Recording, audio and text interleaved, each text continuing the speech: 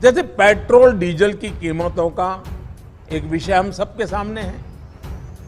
देशवासियों पर petrol diesel की बढ़ती कीमत का बोझ कम करने के लिए केंद्र सरकार ने एक्साइज ड्यूटी में कमी की थी।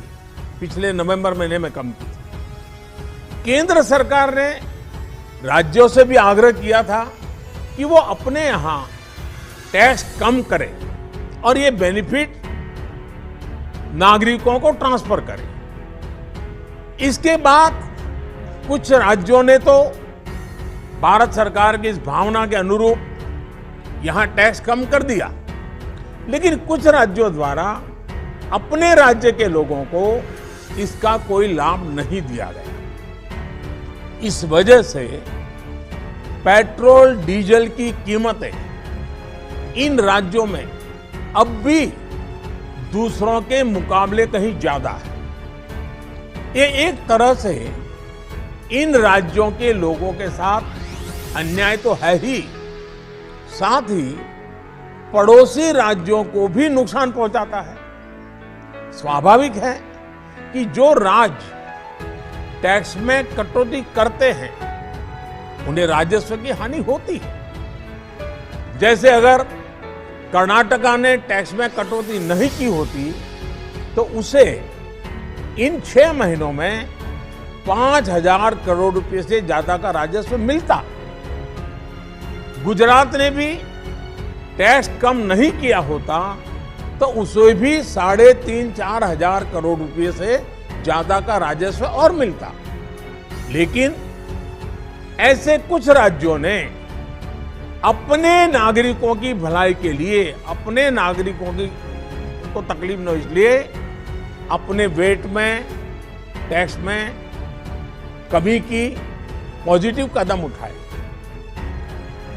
वहीं गुजरात और कर्नाटक के पड़ोसी राज्यों ने टैक्स में कमी न करके इन 6 महीनों में 3,500 करोड़ रुपए से लेकर के 5-5.5 हजार करोड़ रुपए तक अतिरिक्त राजस्व कमा लिया।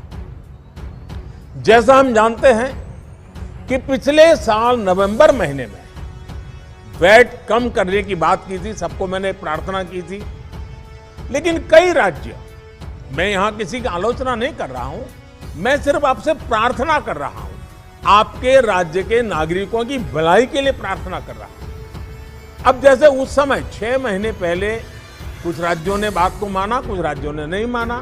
अब कई राज्य जैसे महाराष्ट्र, पश्चिम बंगाल, तेलंगाना, आंध्र प्रदेश, तमिलनाडु, केरला, झारखंड, किसी न किसी कारण से उन्होंने इस बात को नहीं माना और उनके राज्य को, नागरिकों को बोझ कंटिन्यू रहा।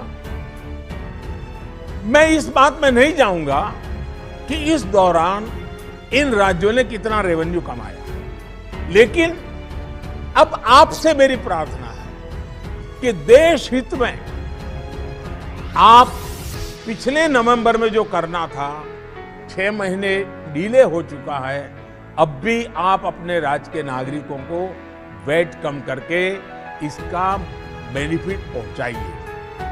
आप सब जानते हैं कि भारत सरकार के पास जो रेवेन्यू आता है उसका 42% तो राज्यों के ही पास चला जाता है। मेरा सभी राज्यों से आग्रह है कि वैश्विक संकट के इस समय में कोऑपरेटिव फेडरलिज्म की भावना पर चलते हुए एक टीम के रूप में हम सब मिलकर काम करें।